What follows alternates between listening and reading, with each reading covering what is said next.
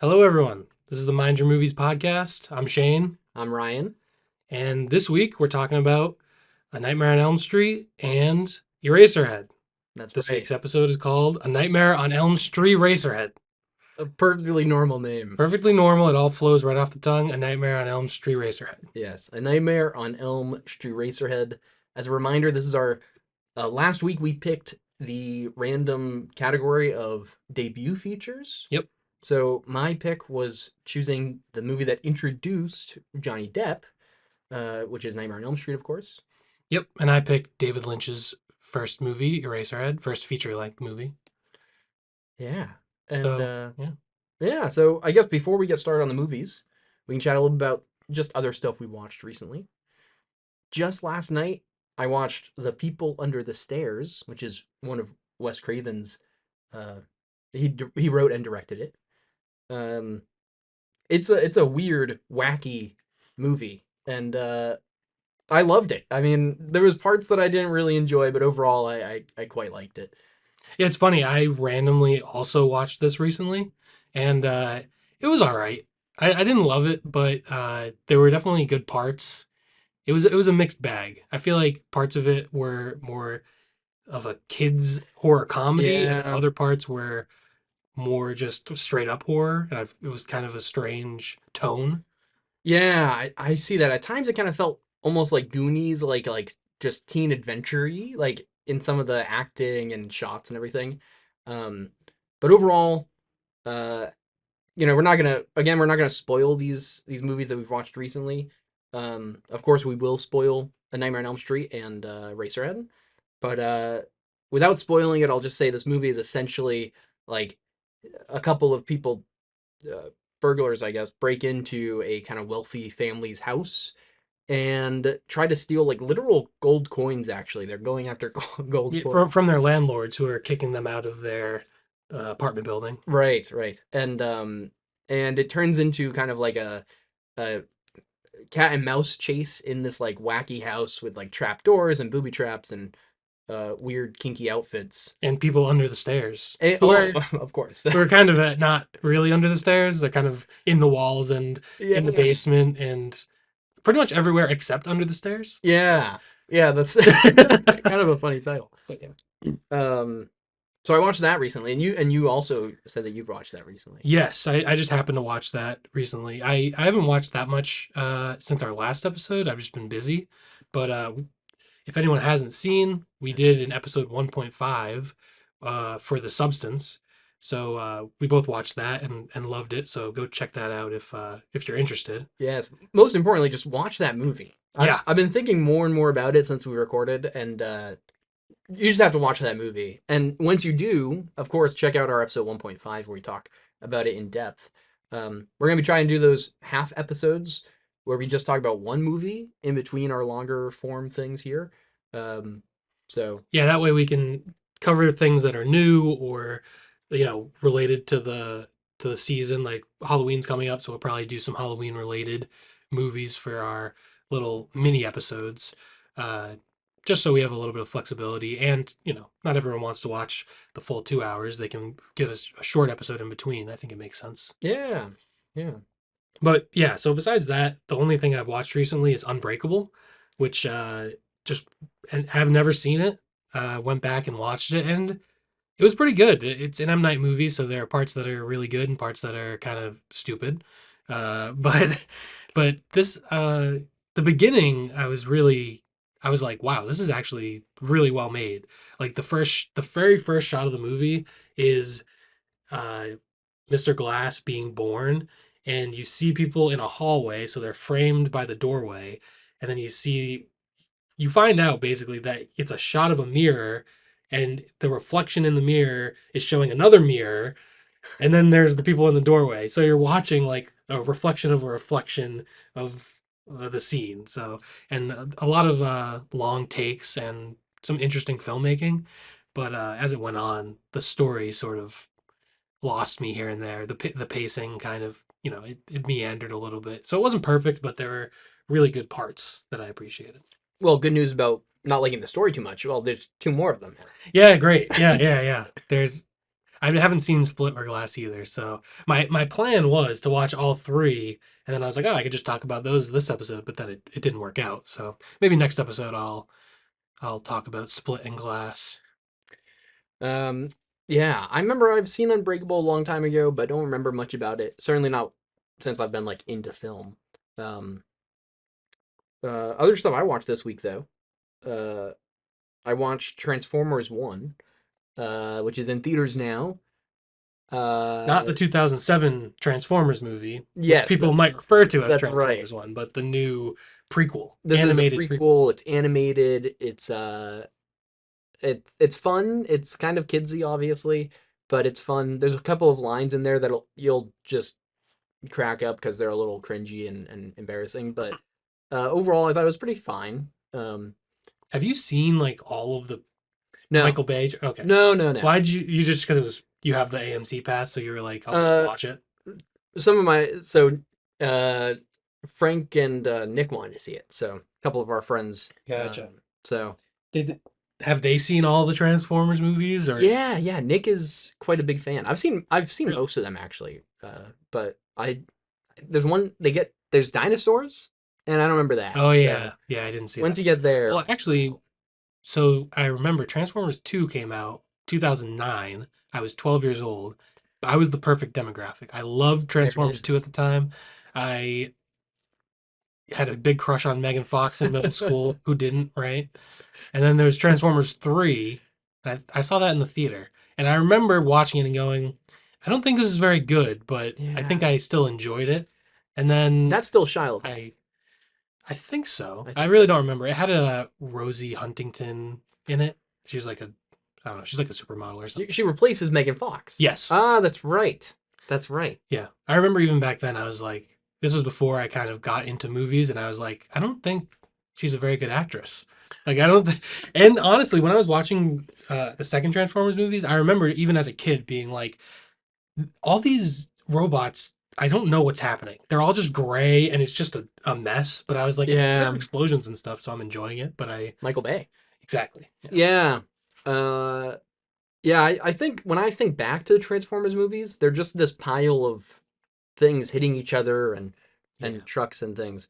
Um, so Yeah. I mean, do you have anything else to say about the new one, or is that nope, that's it. It's animated. If you think you might enjoy it, sure, watch it. It's fine. Um, uh, the other thing that I watched recently that's probably worth bringing up is I'm actually taking a found footage class at the Coolidge Corner Theater in whoa, Boston. that's cool. I Yeah, didn't know they had classes there. yeah, it's a new thing. They just did a big renovation, so they added this whole education thing. Uh, Wow. yeah, one of my colleagues went to the first part of this class where they watched Blair Witch Makes sense. and was telling me about it in school. Uh, and she was like running the study hall, and I was just in there chatting with her, and she was telling me about this found footage thing. And she knows that I like found footage a lot, so she was like, I meant to invite you, but I forgot and everything." And so we're just like totally geeking out about found footage in front of all these kids that are supposed to be doing work. And every once in a while, we're like, "Hey, get back to work." Meanwhile, we're like in the front, like just nonsense talking, right? And so anyway, so I joined the class.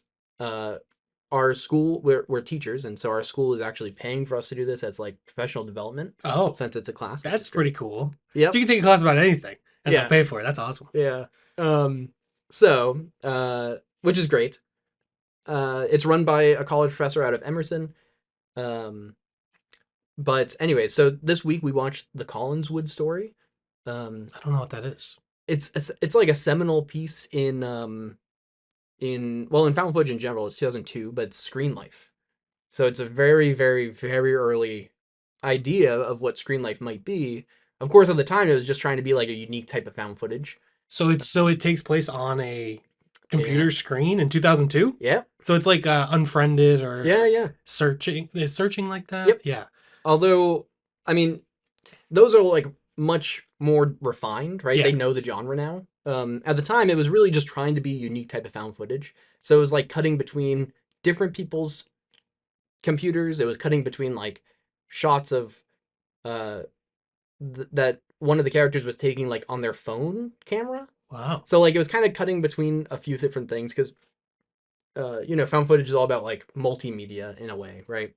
Um, so it was That's interesting. really cool, actually. It was really I've seen it a few times actually. So I saw it once a few years ago, um, uh, just because I heard about it and Screen Life was interesting.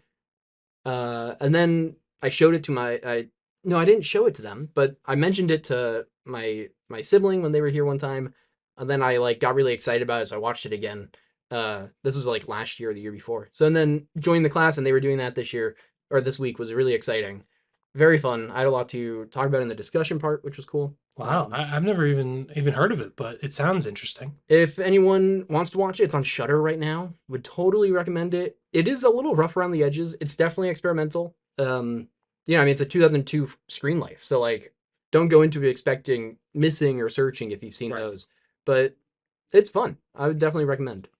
Cool. Wow. I've never even heard of that. Is has the like filmmakers, have they made anything else since, Nope. or oh, they just made the one thing and that's it? Yeah, That's kind of cool. they did some like experimental like web stuff where Oh, like okay. they did like I think it was like a web series or something, but they really haven't done a whole lot and nothing I think that's notable. Oh, okay. Gotcha. Yeah. Well, that's pretty cool. The Collinswood The Collinswood story. Collinswood story. All right. Yep, totally recommend. Nice. But that's That's that. that's pretty much all I've seen, I think. Yeah, since we watched The Substance, which was our last episode. So. All right. Well, there we go. I guess we should get into A Nightmare on Elm Street soon.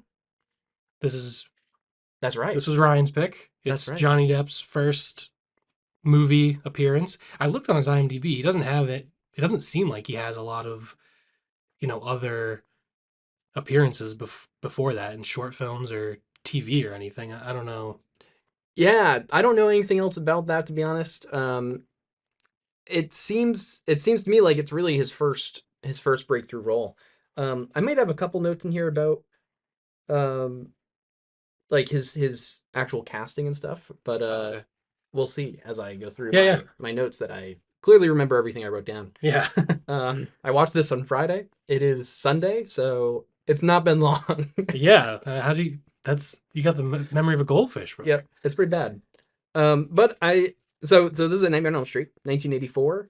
It's an hour and 32 minutes. We love that. Directed and written by Wes Craven. Stars Heather Langenkamp. Yep. I Heather Langenkamp stars as Nancy Thompson, the kind of the lead role, and Johnny Depp's in there as Glenn. Yeah, just Glenn. Glenn. Yeah. Um, uh, just going through real quick. So I, of course, wrote down. I'm like addicted to data, so I thought I'd write down again the percentages that are out there. So it's 95% on Rotten Tomatoes, which is really high. Yeah. 84% on audience score, 7.4 out of 10 on IMDb, 3.7 out of 5 on Letterboxd, bringing it to an average of 8.175 out of 10, which I thought was kind of funny, matches perfectly with um, Raising Arizona, also Oh, at an 8.175 out of wow. 10. There you go. That's right. So kind of a fun little Huh. fact there. I've decided that I'm going to do that pretty much every episode. So if Might as you don't well. like that, get fucked. Jeez, all right. I mean, they could just hit the little 30-second skip. I mean, Yeah, do that. yeah, Do that. maybe. I mean, get fucked if you want to get fucked, I guess. Jeez. But yeah, I mean, should we get into the story or Yeah. background? Well, let's just start with the story, right? I mean, this is Yeah. an iconic movie. Yeah. I think an interesting part about the movie is that at the beginning, when I first watched this, I thought Tina was the main character. Yeah. And I don't know if this was intentional, but I feel like her hair is like an 80s version of Janet Leigh's hair in Psycho. And I feel Oh. like that could have been an intentional sort of homage to, having what you think is going to be the main character get killed off at, about a third through the movie. Yeah. I Um, mean, that's kind of like Wes Craven at this point. Scream, of course, at the very beginning. Drew Barrymore is like the first lady that you see. yeah. Uh, And on the poster. and on the poster. And at the time, of course, like a pretty iconic actress. Like having her Oh as yeah, in the poster, like why would she not be the main character? she's the biggest star in the movie. Yeah, Yeah. and then she dies Yep. right away, Brutally murdered and hung in a like 10 tree. minutes in. Yeah. Yep. Um, Yep. yeah, no holding back. So yeah, Wes Craven does a kind of a similar thing here, which is interesting. You know, it's funny. I don't think I've ever actually put together that he does that here. Obviously, I like it's noticeable, but like the fact that he does that here and then again in Scream. Yep. But yeah, and then you're introduced to Johnny Depp's character, and it's very interesting that this character is so different from Johnny Depp's persona that he would create like from the 90s on. Like he's playing like a preppy, like hunk Yeah, jock they call him a type. jock a lot. Yeah, Yeah, exactly. Like, and he kind of, his persona becomes like artsy, weird, wear all black and like 500 wristbands and a bunch of rings, and he speak in some weird British accent for some reason. Like he's some weird eccentric guy now, but back in the day he was kind of just a heartthrob 80s jock type, I guess, was his first role. yeah, which it was kind of unique seeing him in that role. Um, you know, think about. I mean, he's done so much now, right? So, uh, this movie I would say gave him a good start. I think this movie like kind of right away became uh, pretty well liked. It It was a huge saved, hit. yeah, saved New Line Cinema. Yeah. They were like about to be bankrupt, and it saves New Line Cinema from bankruptcy. Which, uh, thank gosh, I mean now they've been able to put out so many more of these same movies, which have all Yeah. been equally as good. Thank God they could make Freddy's Dead. A Yeah. masterpiece. But I saw that I wrote down that the budget was 1.1 million and it made 57 million dollars Oh, like worldwide. amazing. So yeah, definitely a big money maker, and kind of, I guess that was a big that's always been a big thing in horror, of have a Yeah. low budget and then the audience can just make turn it into a big hit. Yeah. And I think I mean like what a great place to get started, right? I mean, if this is your first feature-length film, of course you're going to be picked up by other people, right? Which fun fact. Well, I don't know actually, because I feel like there's a million slashers, Yeah, and he's just a side character. Like he's not. He doesn't like. that's If true. I didn't know this was Johnny Depp and I watched it, he wouldn't necessarily stand out to me. Yeah, Obviously, his death scene is probably one of the most iconic. iconic deaths in like any slasher movie of all time. Yeah. But aside from that, like his performance doesn't necessarily stand out to me if I didn't know it was Johnny Depp. Yeah. I know. So one note that I do have here about Johnny Depp's intro to the movie itself is um, relates to Annette Benson, who was the casting director for the movie. So apparently, Nick Cage's agent, for some reason, is the person that introduced Johnny Depp to Annette Benson, which I think is ironic considering our last episode was, of course, Nick Cage movies, but also it wasn't very clear to me from like reading about this why why Nick Cage's agent was the person that did this. Like, did they know each other before? Did he just get an in somehow? Um, I don't know. yeah, but if he had someone as prominent as like whoever was the agent for Nick Cage at the time, kind of backing him, then it makes sense that maybe they would help push him into another role. Yeah, that makes sense. And sometimes that's just the way it goes. Like people start with a lot of people sort of start with a horror movie at the beginning, and then they become more of a star as their career goes on. Yeah. Like Jennifer Lawrence is, I Oh mean, yeah. she's the lead role in that movie, so maybe it's a little different. But whatever, that's The House at the End of the Street, is that Yep. what it's called? I never saw that, but yeah.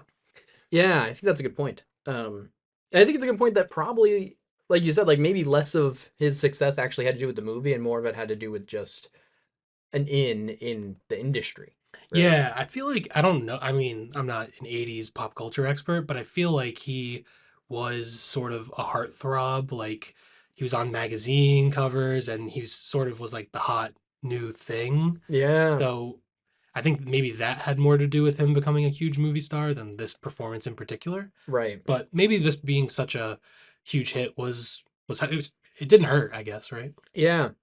I mean, I'll say it's kind of interesting because I picked this movie mostly because I like this movie, not actually because I don't necessarily love Johnny Depp, right? There's not a ton of movies that he's in that I really adore. Um, I like Johnny Depp. I think he's fine. I like him, but I don't love him, right? Like, I didn't really. This was like debut features. I didn't really pick this movie because of Johnny Depp. Yeah, I get that. I wanted to watch Nightmare on Elm Street again. Yeah, it's great to watch. I mean, honestly, the pacing in the movie was something that stood out to me. Like it's obviously only like 91 minutes, and everything is always moving forward. Oh And yeah, considering a lot of slashers from this era, I feel like a bunch of kids go to a cabin and then they walk around and it's kind of boring. And then someone gets stabbed and it's really quick. And then you go back to some more boring scenes of kids walking around in the woods. I feel yeah, like this movie is entertaining throughout and it keeps you interested in the story. And it's also more creative than a lot of slashers of this time. yeah, absolutely. I had notes down about like some of the practical effects because some of my one of my favorite parts about this movie is just how amazing the practical effects are. Yeah, they're great. And like I wrote down, Freddy pushing through the spandex wall. Of course, that's an iconic scene, and I kind of forgot that it happened so early, which is funny because I've seen this movie quite a few times.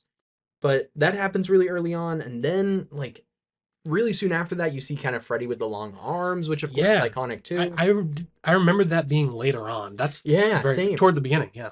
And then uh, and then Nina's getting flung around the room and cut up and everything. And that all actually happens. I wrote down that happens in the first 20 minutes of the movie. All of those cool effects. And the like it's a fast start. And you're right, it does keep it up pretty much the whole time. You're feeling even if it's not because someone's dying right away, you're feeling suspenseful, you're feeling like the movie's moving forward. Mhm. Um, and I think it helps that you kind of have these two different areas where the movie exists. Uh, you have, of course, the real world and, of course, the nightmare world. So you kind of have two different options. And so they can just put you into the nightmare world, for example, when she falls asleep in class. And Great scene. yeah, and so it kind of keeps you invested in the fact that she could just fall asleep. Yeah. Like, and then at the end, of course, you're getting a lot of like playing with is it reality or not, Right. which is like, is she asleep or not and stuff. And so I thought that was interesting. Yeah. Definitely. Very fast. I have a note here that I never noticed about this movie. Tina is supposed to be 15 years old. What the hell is up That's with that? right. I feel like that's way too young for these movies. I feel like these Yeah. movies, the characters are always like 18, like they're seniors in high That's an school, interesting. they're in college. Like She's 15, 15. these people look like our Yeah. age. They look late 20s. I mean, Heather Langenkamp does not look 15 years No, old. no. Johnny Depp does not like they don't look like 15-year-old kids. What the hell's going on here? So Yeah. that was something I never noticed before. That was kind of weird. Yeah. Any idea how old that actress I is? think she was like around 20. Around 20. That makes Or maybe Heather Langenkamp was 20. Yeah, I so think they're probably all in the yeah, same area. I think they're all like early 20s, but They they don't don't look look like 15. kids at all. Yeah. No. It was just a weird choice to specifically say that she's Yeah. 15. Like I feel like it would have made more sense for them to just be seniors in high school, but whatever. That's really funny. I don't know if I ever actually noticed that they said that. And of course, at the end, you got the scene of them driving away, Right. which, whatever. But someone's driving that car. Well, Is it Glenn? Yeah, I think Glenn picks them up. So maybe Glenn is older and he's dating younger girls, perhaps, which probably was common in the 80s in high school, right? I mean, yeah. He could be 16. Yeah. Maybe Yeah. Glenn's 16. Maybe It's they're, permit. I don't know. Whatever. They don't say anyone else's age, so who knows? It's also the 80s. Everything goes when it comes to driving. Yeah, yeah. Just Right. give a 15-year-old the keys. Yeah. Yeah, you're drunk as shit, so you give your kid the keys so he can bring you home. Yeah, yeah.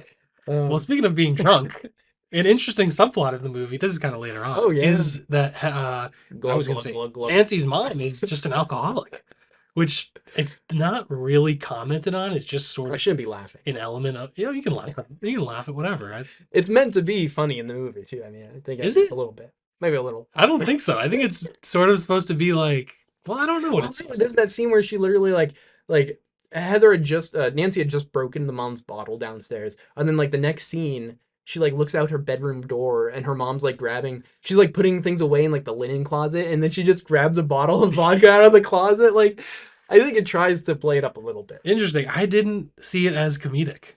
maybe you're just a horrible. I'm kidding, but no, I could see why it is comedic. There is one shot I remember of her. I don't remember the exact context, but she like comes around a corner and she like lights a cigarette and she's holding like a Yeah. whole bottle of vodka, Yeah. and I thought that was funny for some reason. Oh, Just, okay. but, but, but I Terrible feel. person. I don't know. I mean, who knows? No, I I think feel like it yeah, was intended to be sort of a dramatic thing a of character. Yeah. maybe, yeah, a character trait of maybe the repercussions of them killing Teddy and she's sort of drowning her sorrows or her feelings about that. I don't know. Yeah, I think that's probably true. I mean, I wouldn't feel bad if I killed a child murderer, inferred pedophile. I don't think I'd feel bad about it. yeah. Well, you did you lit someone on fire and watched them burn to death. But he was a child murderer. You still watched someone burn to death that you did, right? You did that to the person. I know, but That might be hard to deal with. I think that eh, if I did that, I might have to go through some therapy. And in the 80s, this probably. lady did not go through therapy. Well, yeah, that's true. I mean, you're probably right, but also listen. This is something else I noticed this time around. The parents did nothing wrong. The parents in this movie did nothing wrong at all. They're great. They're concerned about their children. They they really are Like that good man on parents. fire. They're legit. Okay, Glenn's dad is kind of an asshole, but all the other parents are generally good parents, especially by 80s standards. The mom is, we just mentioned, the mom having this big problem with alcohol, Yes, right? but she's trying her best. She's she has good intentions, even though she has her own struggles. I understand what you're The saying. parents are always trying to do the best thing for their kids, and I feel like in the first time, like I feel like maybe when you're a kid watching this, the parents are kind of like annoying, and that's kind of like how it's played, is that the Yeah. parents are kind of annoying and whatever. But I was watching this time, I was like, they didn't do anything wrong. Yeah. Good for them. I mean, the dad does not break down the door when he's supposed to. At the end, Yeah. yeah, he kind of like dismisses her Yeah. concerns, but also I don't What? blame him. Yeah. Yeah, it's like I'm not he's gonna like, believe you if you tell me that. this guy's in my Yeah. dreams and he's actually real and murdering people. It's like, no, Yeah. probably not. Like, I see what you're saying. Yeah, so I could cut them a little bit of slack. yeah. Well, there you go. Thanks. Good job coming around to my side. Yeah. All anyone who kills 20 children should be burned alive in a an old abandoned mill or something like I that. think, was it not the boiler room? I guess a I boiler think it's a room, boiler but room. it's like in like an industrial building, Well, right? kind of. This actually brings up a really interesting point about this movie. This movie, in my opinion, is pretty good. This movie is fantastic, in my opinion. But it spawns this whole franchise. Um, there's seven altogether. No, seven more if you count the remake. Set, yes, So there's eight altogether if you count the remake and New Nightmare. and New Nightmare. 9 if you include Freddy versus Jason, I think. Yeah, sure. But it gets, I mean, I guess let's just focus up until New Nightmare. So you've got Yeah. six of these movies, and they get wackier and wackier, and the continuity is shit. There's nothing makes any sense when you Yep. get further in. Like Freddy's powers don't make any sense, but also you see the scene of him burning in at least two movies, and maybe two. I don't know. You see the boiler room in a lot of different contexts. And Yes. usually it's just like you can think it a way of being like, okay, well, it was in a dream, so he controls what they see. Yep. But I'm pretty sure I haven't rewatched these. We actually watched all these movies together, I think. Yeah, Maybe a I couple think years ago. so. Yeah, yeah. And I haven't rewatched any of the sequels. Um, I think 3 is pretty good. It's not great, but it's the best of the sequels in my opinion. yeah. But I haven't rewatched any of them, but I can say that I think that we see Freddy burned to death twice in some context. And Yeah. the setup is never it's not the same. You see him in like this giant industrial park. I think it may be number two. Um maybe. I don't know. I have no Don't idea. quote me on this. But and then I think we see him again burned to death somewhere else. And the continuity is so bad, like that boiler room never looks the same. Right? I think Yeah. it's supposed to be a boiler room for school. I have no I idea. don't know. I have no idea. I think it's just a dream and Yeah. it's sort of just a magical dreamland and it's just supposed to be steam and oh, this is a good thing about the movie that I liked. All the night scenes, the fog and the cinematography, Yeah. great vibe, great like Spooky. very Oh, big time. spooky. I think the fog was very effective, and Yeah. I like the way it was shot. I thought that Yeah. was really well done. I agree. I mean, this has been one of my like yearly rewatches for Halloween for a long time because it gives you that great spooky vibe. Like it's fun, it's campy. It's not quite as goofy and wacky as the sequels, but I think that's actually a benefit. Like you don't have to worry about all that weird stuff happening. You do miss out on some really great practical effects. Like there's some cool practical effects in some of the sequels that This one has great practical effects too, though. it does. That's true. You don't get to see someone turn to a cockroach though. That is true. You don't get to see someone get thrown into a TV. That's true too. Yep. So there's definitely some good stuff in the Or sequels. that one where it's like a giant and like Yeah. it's like a Oh puppet yeah, with like that's right. her ligaments or something like that, right? Oh yeah. That's in the I think that's in the third one at the like mental hospital. That sounds right. Yeah, that one had some.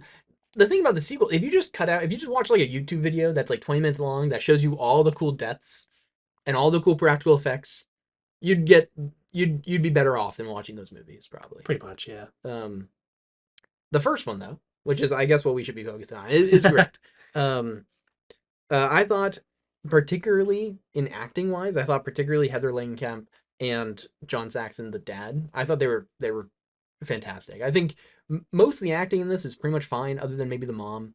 I think the mom is I think the mom's fine. I'm not a big Heather Langenkamp fan. okay. Maybe I'm projecting from the sequels, but I don't know. I think her acting here, I guess she is supposed to be like a teenage girl, but I don't know. Yeah, no, I get it. Um, I do think John Saxon was pretty good. yeah, but I think by far the best actor in Yeah, the movie. I mean, I think also the most well established at this point too. yeah. But otherwise, a fun little cameo ish. Not really a cameo, I guess, but Lin Shaye is the teacher in the movie, which is just really fun. I mean, Lin Shaye is now in like every horror movie ever for some reason. But Yeah. uh, yeah, Yeah, I never that knew was she cool. was in this until I watched it for this episode, and I was like, "Oh, that's kind of a cool uh credit that I never realized she was in this." Yeah, that was neat. Yeah, I mean, we haven't also talked about Rod at all.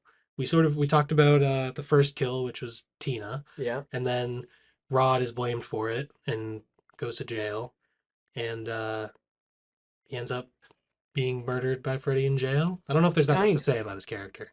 Yeah, well, an interesting thing about the murdering in jail thing is like it kind of sets up the idea that Freddy can't interact with the real world, right? He can't interact with things in the real world.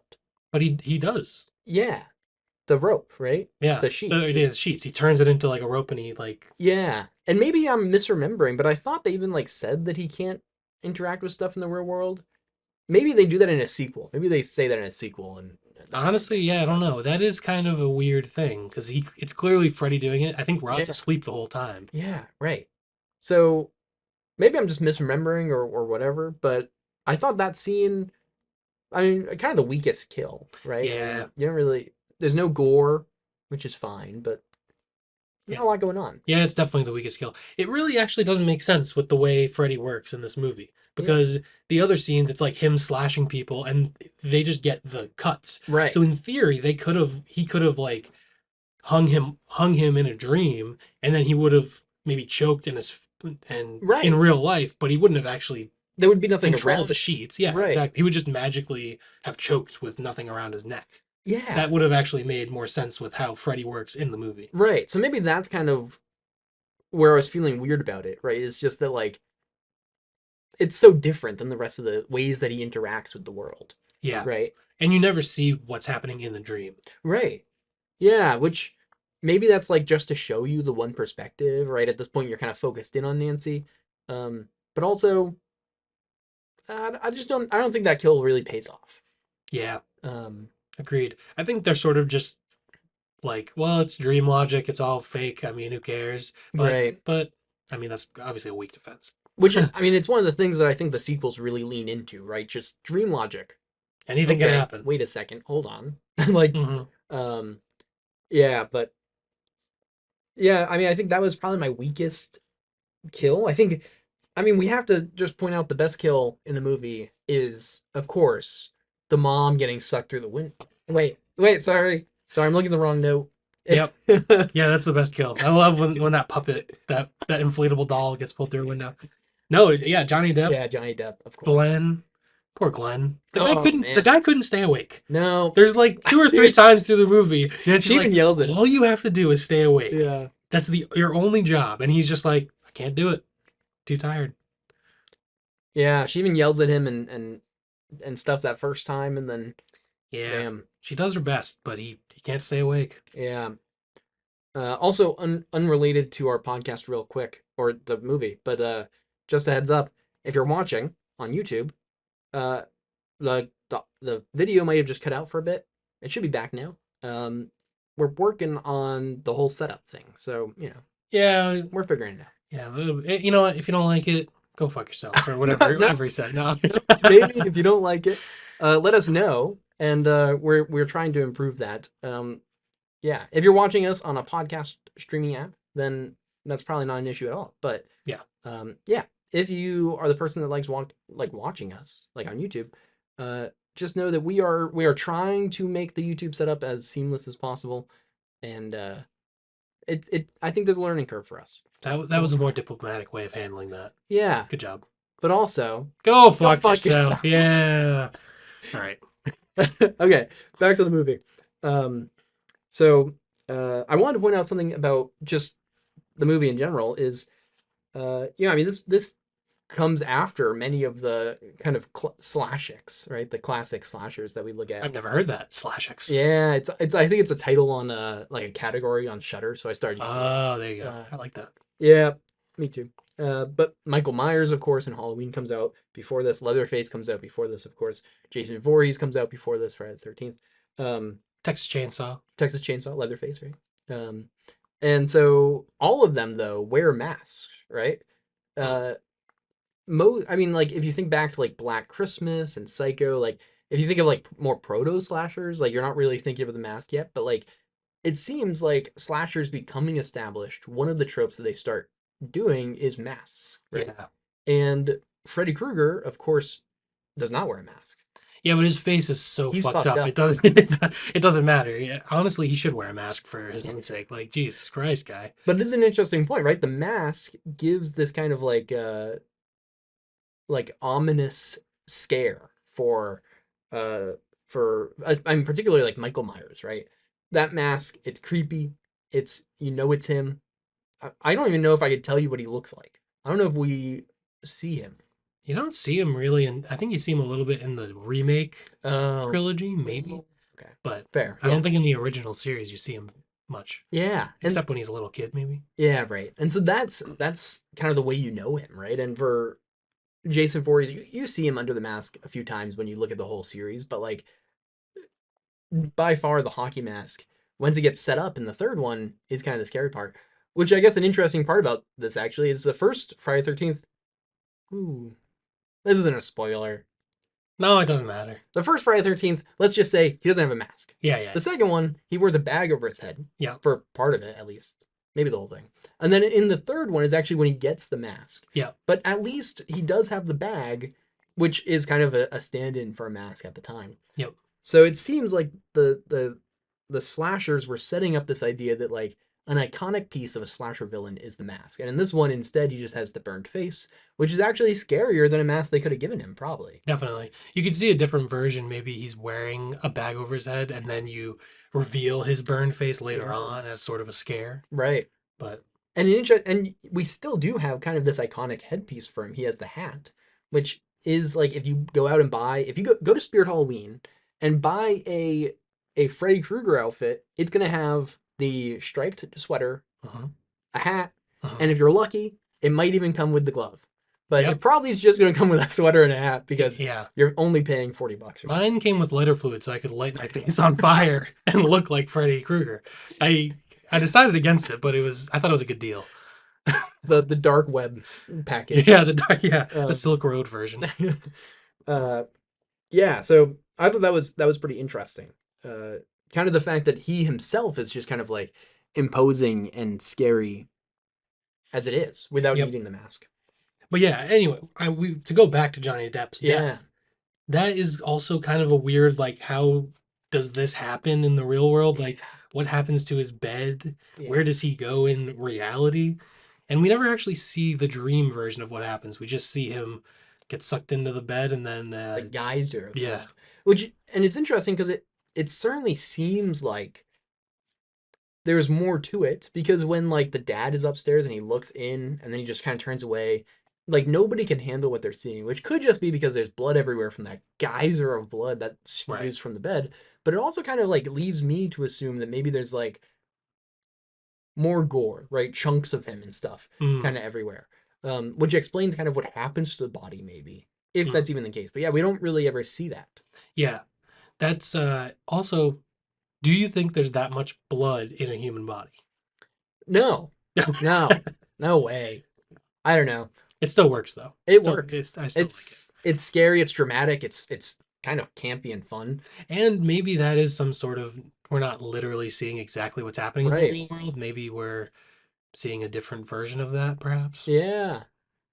Yeah. I mean, by far though, like this movie, that's got to be like the iconic kill in the movie, right? Yeah, Is like just the geyser of blood that happens. it is. But honestly, I think Tina's death might be the best one. Yeah. If I had, I think just It's because, cool. yeah, it's really cool. The effects and the way that they're playing with, upside down room and her going up the wall, The way, yeah, the and way they actually made it. and the way that Rod like wakes up to it and the dramatic implications of it. You're like, all right, well, this guy's screwed. Like, Yeah. he's got to go on the run now. So I, you could argue her death is maybe the best death. I think that's a good argument. I can't even argue with it. And then the last death is, well, yeah, it's Tina's mom. Yeah. I don't know what happens at this point in The the movie. whole end of the movie, Is this the worst part of the movie? yeah. Yeah. Well, I mean, here's what happened, right? Is Wes Craven had this idea for a great movie, makes this great movie, and is told that there's going to be a sequel and that he has to accommodate for a sequel. Mm. And so, Did he? so Do you know what the original ending was supposed to be potentially? the car, them driving away in the car, Yeah. was one option for an ending. The mom dying at the end with getting pulled through the window was an option for the ending. The mom getting sucked into the bed thing or whatever Well, was an yes. option for the ending. That is the very ending. We can get to that. But Yeah. I was more talking about her.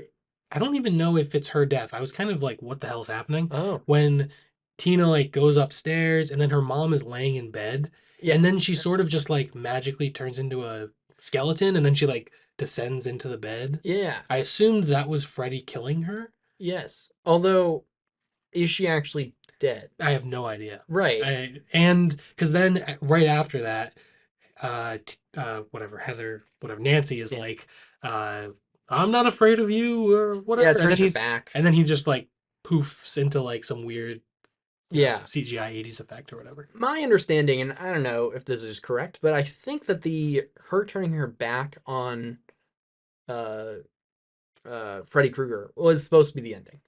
Her turning her back and then dismissing the evil, right? I think that was supposed to be the ending. Right. And then they had these other ideas for endings that they actually shot, and then they literally just kind of put them all together. Huh. But that might be a flawed understanding, but it is something along those lines of Yeah. very forced at the end. Yeah. But It- even yeah, I mean at the end there is that like disconnect between reality. Like it all starts to blur, especially like she pulls him into the real world and then also though like it still kind of seems like a dream at times. yeah. And part of that might be because like she hasn't slept in days. Like when you don't sleep for days, like you're going to be half asleep the whole day, Yeah. I guess right? that's fair. And maybe Freddy, once he gets pulled into the real world, some of his dream powers can Yeah, have effects, maybe. maybe. But So, yeah, it's not really clear what actually happens at the end, yeah. unfortunately. And then I watched this on the Blu-ray, and they they had alternate endings. It had three alternate Ooh. endings, which was just after she turns her back on Freddy. Then we get the little denouement at the end. Uh-huh. The one little scene of the typical default ending is, Nancy. I keep calling her Heather. Yeah. Nancy's mom uh, is alive, and she's drinking coffee, and she's like, "Oh, I'm done with drinking alcohol. I've been cured, Right. and it's all very dreamy, almost like a Taxi Driver like fake ending. But and then she gets into a car with all of her friends who are now alive magically, and then it turns out the car turns into Freddy Krueger, And and the mom gets the mom gets pulled through the window, and then the car drives away, and that's that. But I will say these alternate endings were quite disappointing because there was almost the exact same thing, just with a minor tweak. So this quote unquote scary ending was the default ending, and then there was a happy ending, which is literally the exact same, but instead of the car turning into Freddy, they just they just drive drive away. off, and then it shows the girls jump roping, and that's the Okay. end. And then the Freddy ending is the exact same. If there's just one extra shot of the car turns into Freddy, and then And you see Freddy driving the yeah. car, and he's like, and then it's the exact same. So the alternate endings were not worth watching at all. It was kind of pointless. Yeah. But because even the happy ending is like, well, clearly this is not real. All the characters died, and then now they're alive. So clearly this is a dream. So it, Right. I feel like that honestly might have been my favorite, just because it's a little less silly, maybe. Yeah. I think it's so sad to me that the movie ends this way. Just how it normally ends, right? Yeah. Because the movie does a really good job for most of the movie being a solid slasher early in the genre. Mhm. Um, and of course it gets pulled into the idea of making a franchise. Um, I think I wish it was ended in a different way. Yeah. Yeah. Definitely holds it back as its own movie. And Yeah. then the sequels that we get don't make up for it. Yeah. I agree. Do you have a favorite sequel? Probably New Nightmare. Yeah. I'm kind of a meta freak, right? I do like the meta stuff. Yeah. Yeah. So New Nightmare is I, probably I think the third one, whatever that one's called, is my yeah. favorite. Dream Warriors or something Dream like that. Warriors. That sounds right. Yeah, the mental hospital, and It's John a fun one. Saxon comes back, and Yeah. they have that cool scene at the whatever car uh The pound oh impound yeah. lot, and they like You get the clay the stop motion skeleton. yeah, yeah. That's pretty cool.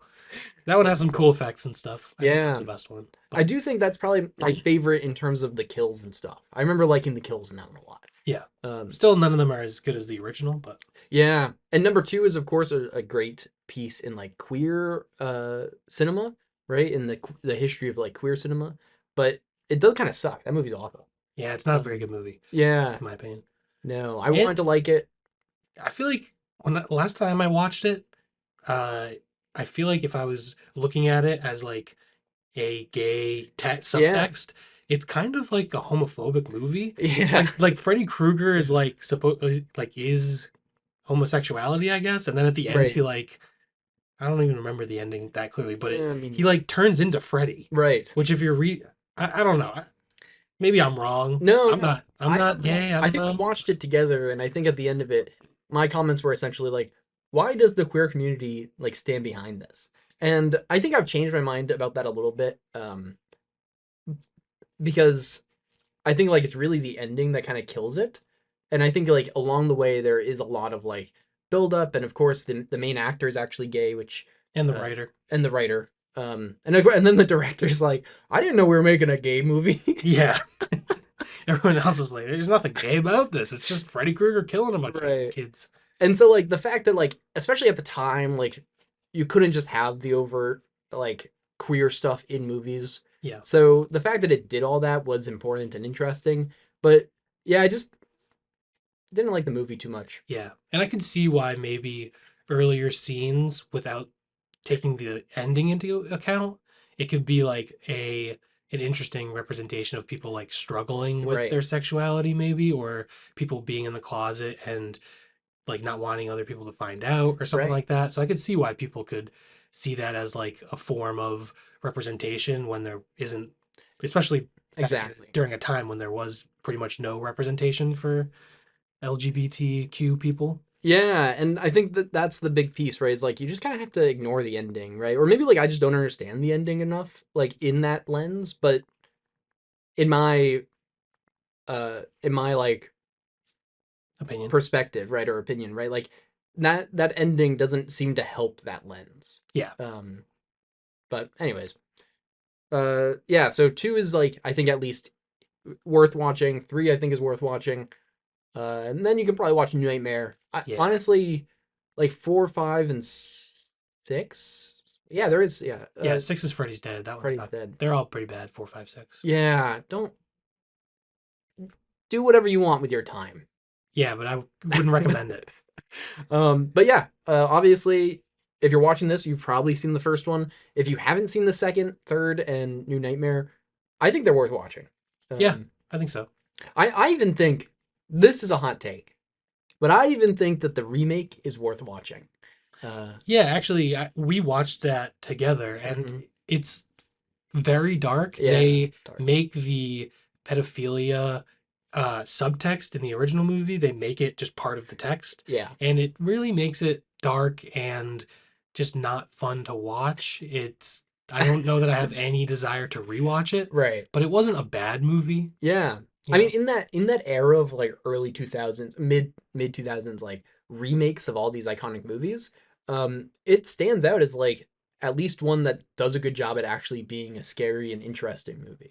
Yeah, Even if it, I mean, it loses all of the campiness that Nightmare on Elm Street had. yeah. Um, and I don't even remember if there was any cool practical effects, to be honest. I don't know. I don't think so. I That's remember something. it's a very gray, dreary movie. Yeah, It's kind of, it's like the dark and gritty version of Nightmare on Elm Street, and yeah, I didn't really like it, but it wasn't a bad movie like some of the other sequels. yeah. Agreed.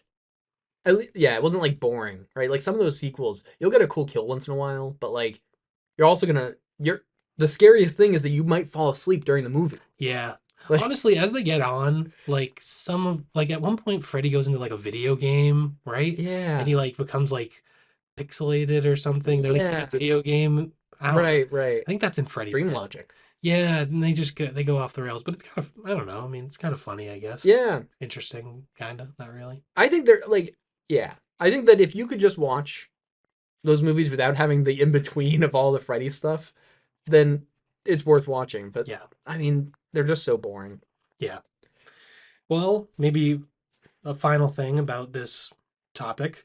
It is a Johnny Depp That's sort of. right. That's the topic. Is Johnny Depp's debut feature? Do you have a favorite Johnny Depp performance or a favorite Johnny Depp Ooh, movie? Or that's a if you good want to question. think, I can Yeah, say. I'll think for a I second. think Dead Man might be my favorite. Ooh. Jim Jarmusch movie, great movie. And also Ed Wood.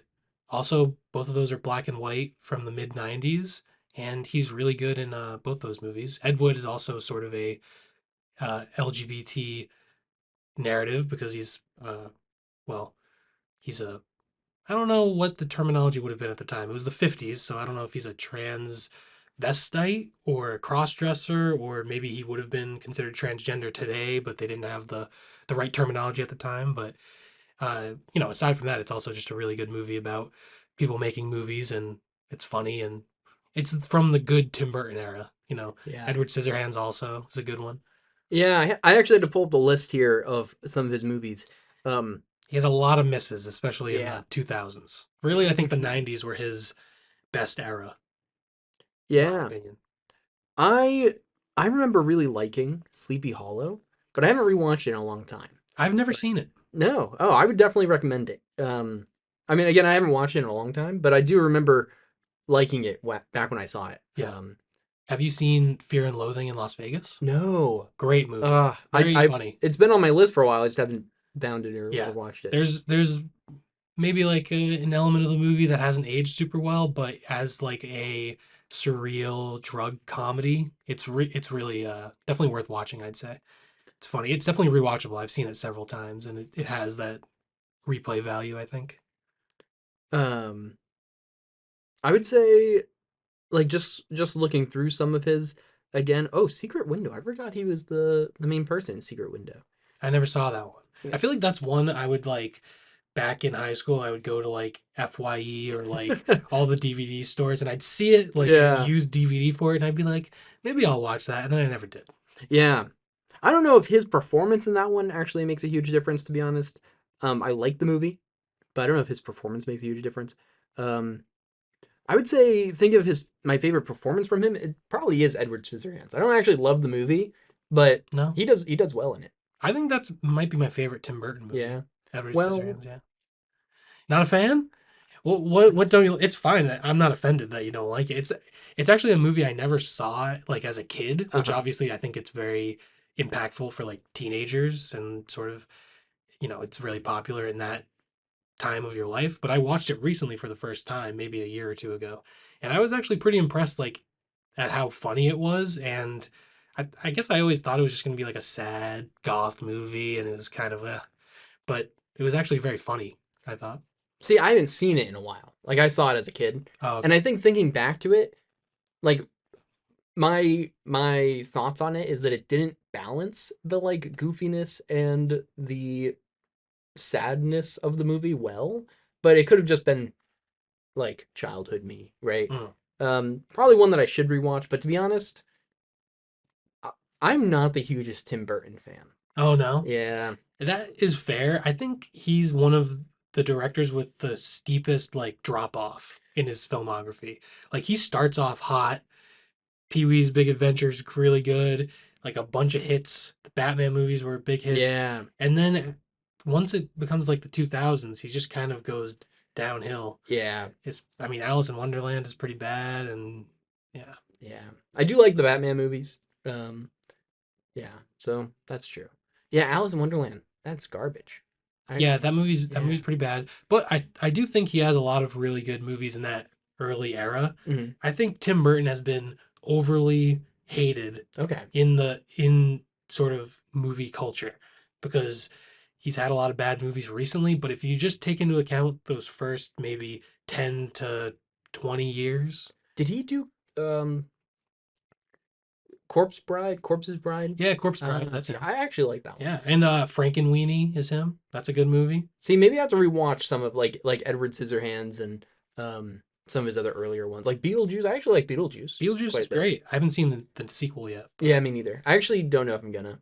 I probably will when I just missed it when it was in theaters. Yeah. But Maybe when it's um, out, I guess, but yeah, yeah, looks I think okay. I'm gonna watch it. But I think he became so popular and his aesthetic became so like cliche Yeah. with the like hot topic generation Yeah. that it's sort of like seen as like, oh, Tim Burton, like whatever, like he's kind of cringe, like. Right. But I think it's more maybe just his popularity has made people turn against him a little bit. All right. I can see that.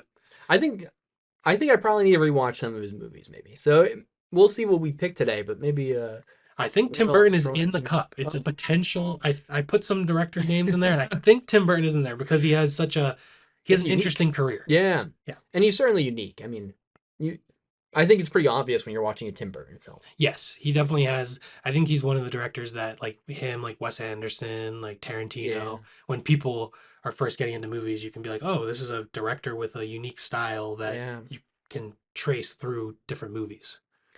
Well, a couple of last notes about this movie because it's almost I mean, it's pretty much time that we talk about the next one, but Oh yeah. I do have a couple of quick notes, which is fun fact, Wes Craven was trying to find someone to buy the movie or to produce not produce, Distribute. distribute, thank you.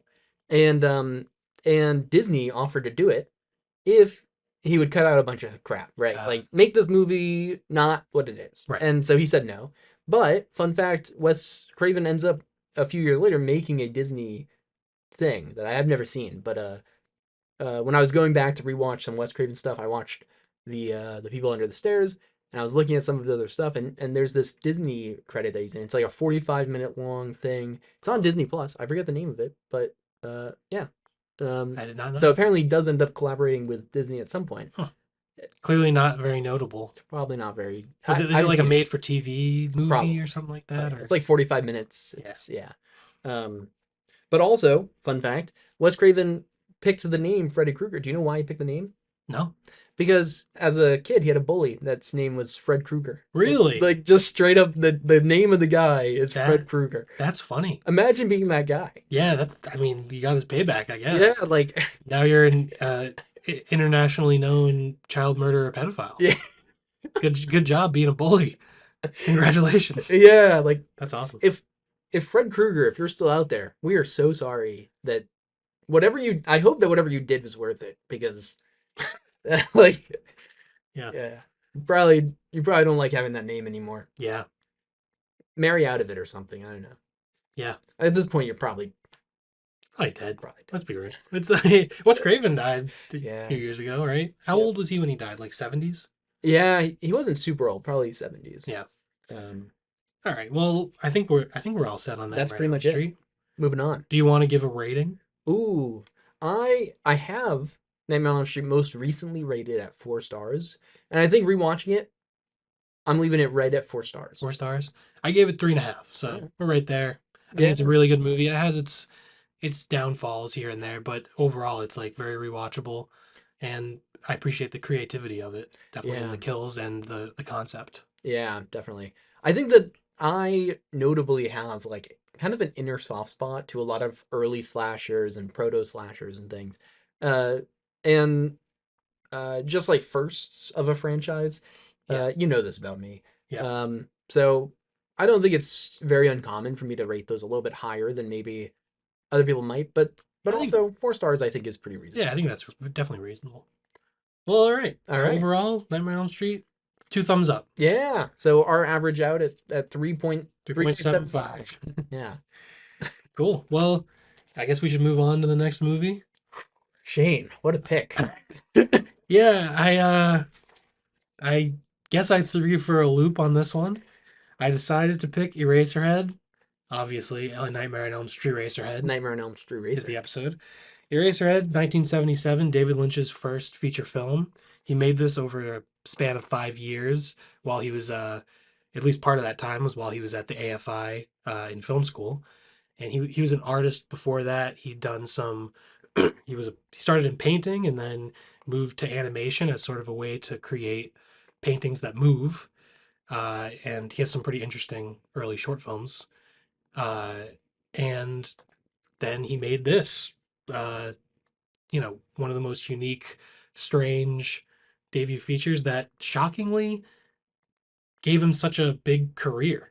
But anyway, so yeah, it came out in 1977, and David Lynch is credited as writer, director, producer, editor, production designer, sound design, and special effects. He did all of those things. He was just had a hand in everything, and that's probably part of the reason it took 5 years to make the movie. Yeah. They had very little money to work with, and they shot it when they could. And yeah, he also worked with Alan Splett on the sound design, who I think he works on a bunch of Lynch's other stuff, and cinematography by Frederick Elms, who did some other David Lynch movies, Blue Velvet and Wild at Heart. He did some Jim Jarmusch movies and Synecdoche, New York. He's a pretty well-known cinematographer, and yeah, Jack Nance plays Henry Spencer, who becomes the titular Eraserhead. So, I mean, I love this movie. I am very curious what you thought of it. I don't know that you've ever seen a David Lynch movie. I Have you seen don't think Mulholland so. Drive, Blue Velvet, Twin No. Peaks, the TV I've show? seen Twin Peaks Oh, actually. you Yes, have? the movie and the TV show. Oh, okay. So I that I forgot that was David Lynch, but yes, I've seen those. Um, love Twin Peaks actually. okay. You know what's Fantastic. hilarious? That's the only David Lynch that I haven't seen. That's so we've completed the David Yeah, Lynch. exactly. Together we've watched it all.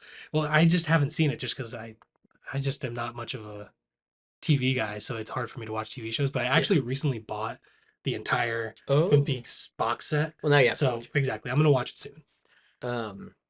So yeah, this movie was wild. I'll I won't leave too much anticipation here. I'm just gonna say I actually loved it. It was great. Yeah, Um, let's go. I I was like, I could see any reaction if you hated it, and I would be like, that's totally reasonable. If you yeah, were like, I hated this movie, it made no sense, and I thought it was boring, I'd be like, all right, that's not unreasonable to think. yeah. I could see someone thinking that, even though I love it, but No, I liked it a lot. good. Uh, I also did the percentages here, just Nice. real quick. 89% Rotten Tomatoes, 82% audience score. Wow. That's closer than I thought it would be to the yeah, Yeah. but 7.3 out of 10 IMDb, 3.9 out of 5 on Letterboxd, giving it 8.05 out of 10 That average, makes sense. which is technically, if we're, I only have done this for our main Yeah. full episode length ones. So we've got Adaptation, Raising Arizona, Nightmare on That, Elm Street, and now Eraserhead. And this is technically the lowest average rating. I think that makes sense. I Uh, think honestly that audience rating on Rotten Tomatoes, if more people saw this movie, it would probably go down. yeah, it'd be I lower. think this So weird. movie it so when it came out, it was a big cult hit. It played at like midnight screenings. It played alongside like John Waters movies and people would, like the type of people that would go see like 2001 or The Holy Mountain and they'd like take drugs and go watch this crazy movie. Like that's the type of people that really loved Eraserhead. Like it was for the freaks. So I think it has like a built-in core cult audience, but I think if I don't think like our parents would if they watch this they'd be like, what the fuck is this? Yeah. Actually, so I watched this. I started watching this with my partner, Kim. Um, She must have fallen asleep. she fell asleep pretty actually, so she ended up just on her phone pretty early on and then fell asleep. Um, and then uh woke up, or maybe she was on her phone at this point and she stopped looking at her phone for a lot of the baby stuff. Oh yeah. Yeah, no, she saw a baby before she fell asleep. And then she fell asleep. And then at the end I told her what happened and she was like, "Why?" And How did you explain what happened? well, Because I'm curious. Because I don't even know if I know you what know what? happened. This is a good, I'm going to try to explain the movie here. Okay, I'm going to try. explain the plot of the movie. What happened? The story, the plot, the basics. Here we go. This is, I think, in all fairness, I think trying to explain this movie is a disservice to the movie. Yeah. But I'm going to try. Um so okay.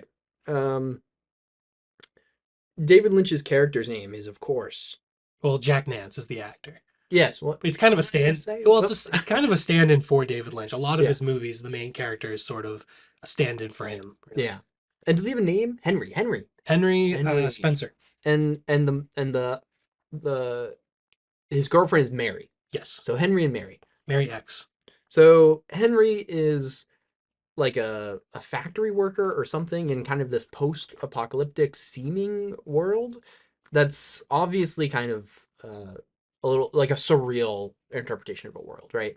Um, and he he gets invited over to dinner, so he goes to Mary's house for Wait, dinner. wait, wait. I feel like you skipped over parts. Probably, Okay, that's fine. probably, No. I um, won't interrupt. probably. I know I'm probably skipping a lot No, here. you're right. That's toward the beginning. Yeah. You're right. Okay, so he goes over for dinner, and then dinner's weird, but ultimately he's told that Mary just gave birth. Like already. Like apparently he didn't know that she was pregnant. So They say it was. I'm sorry. no, They say yeah, it was very fast. right. They And say like premature. yes. They Yeah. say that was it hasn't been long enough or whatever. Right, which is hilarious. So anyways, so they get the baby and then it kind of cuts to them just with the baby in his apartment, I think. And the baby is the best, one of the greatest puppets I might have ever seen in a movie. I'm a sucker for puppets. It's amazing, but it's also horribly disformed, Yes. disfigured. Do you know what it is? No, No no. one knows what it is. Ah, Everyone. This is the thing with David Lynch. He doesn't explain any of his movies. People will what a ask freak. him. Yeah, yeah, a little bit. But seems like a nice guy. I don't know. Yeah. But Well, anyone asks him to explain anything about his movie, he just refuses. that's And awesome. he has never acknowledged how he made the puppet. And That's so funny. some people theorize that it's like a sheep fetus. Oh, Yeah, well, that would and be bad. that would be bad. But maybe no one. I I'd don't like it think it less. is. Yeah. I don't think it is. This time I was looking for that, and it does look very slimy, but there's so much Yeah. articulation that I think it has to be a puppet just with some sort of something on top to make it look slimy and look organic. Yeah. I think it does, like the eyes move and the mouth moves, and it does too much movement for it to be just I agree. a fetus. But I think that narrative helps people. Ambiguity. Yes, and Yeah. that like rumors would start about a movie. I feel like that's how it was back in the day. Oh Like, yeah. got a There's no secret shit. internet, so everyone, it's word of mouth, Yeah, you know. Um but I don't think it's true. But anyway, so they have this baby and it's horribly disfigured and a lot to take care of. and the Mary kind of gets sick of it and is like, "You take care of him," and then leaves. And he kind of very funny, right? Is Henry goes, "You're gonna be back, right?" And then she just leaves, Yeah. and she's never back. She Yeah. never comes back. So and then the baby is sick, like just in time, right when she leaves. The baby, of course, is sick. Hilarious, by the way, that scene. But just trying to do the plot real quick. So the baby's sick, so he nurses the baby back to health, somehow, um, and then has these like weird hallucination dream things where he sees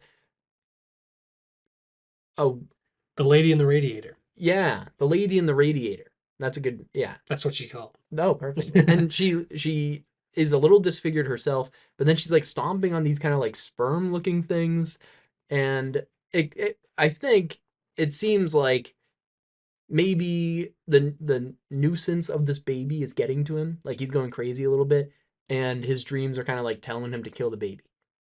So naturally, I'm skipping a few things, but he kills the baby. Um, he tries to, maybe. He like stabs it, and then like tons of oatmeal come out of the baby. Is it oatmeal? It It looks kind of like looks it. like it. I don't Well, actually he know. cuts open the bandage, but Yeah. it seems like the bandage like almost is the skin. Oh yeah. Yeah. Yeah, when it opens, it's like, are you looking at its lungs? And then he stabs into what might be its lungs, and then, like I said, kind of looks like oatmeal. I don't know what it actually is, but it kind of pours out of this thing more than what could possibly fit in this puppet. When it gets to like the neck area, the neck kind of starts growing, and then the head is kind of away from all the oatmeal now, and then it's huge, and the lights are of course flickering because why not? And the head is kind of bouncing around from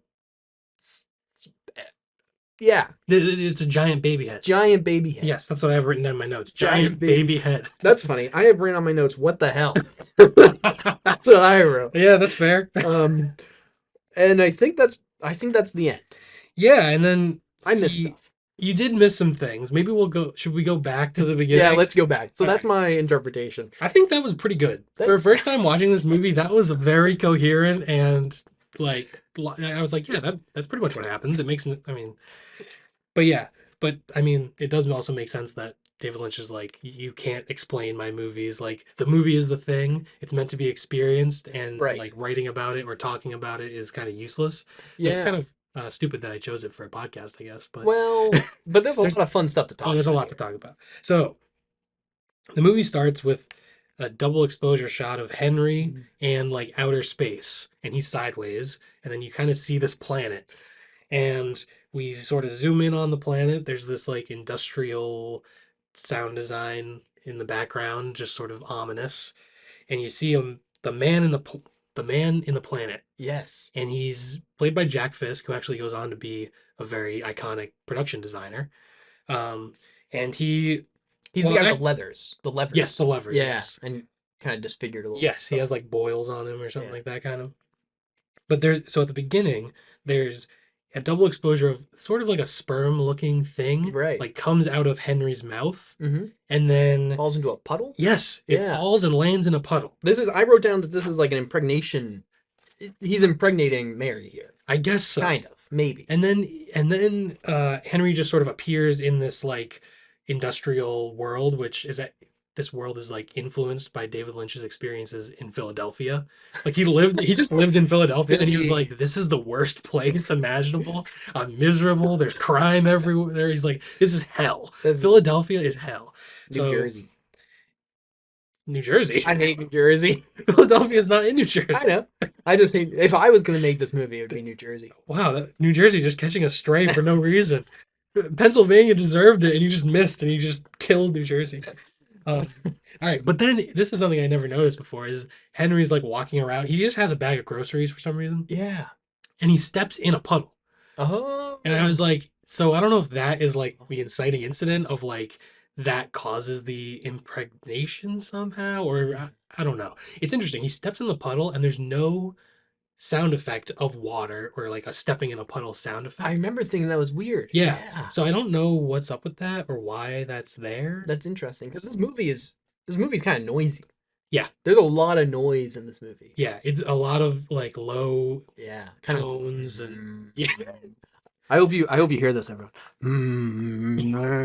Like there's That's exactly what it sounds like. That's pretty accurate. there's like the radiator, there's like Yeah. the rain, there's the steam. It seems like every moment there's like some industrial kind of Yeah. ear achy noise. Yeah, I actually saw this clip on Instagram recently. I think I put it on the story on our Instagram. Check out our Instagram, everyone. Check out our Instagram. Yep, Mind I, Your I Movies might have put podcast. it up there, maybe I didn't, but it was David Lynch driving by this like industrial area with I don't even know what it was. It was just a bunch of wires and just industrial buildings, and he was like, "This is the most beautiful thing. You could set up here and have a picnic. The Oh. most beautiful." I can't do a good David Lynch impression. I wish I could. He has kind of a very distinct voice, but anyway, whole point is Mm. he goes into an apartment building and it's just a fucking shithole. Obviously, Yeah, terrible. it's average in Philadelphia, but you know, it's a shithole. So he goes in and the elevator doesn't work. He presses the button and he's just sitting there, and it's like Yeah, it it's takes a pretty while. funny. Yeah, I It, love that scene. yeah, it was pretty funny. And then it zooms in on him before it even like so it's like a wider shot and then it's a closer up shot, but it still takes a minute for the thing to close. Yep, yep. Hilarious. And then it's like rickety and all messed Yeah. up. So so yeah, that happens. And oh, this I glad I wrote this note because I forgot about it.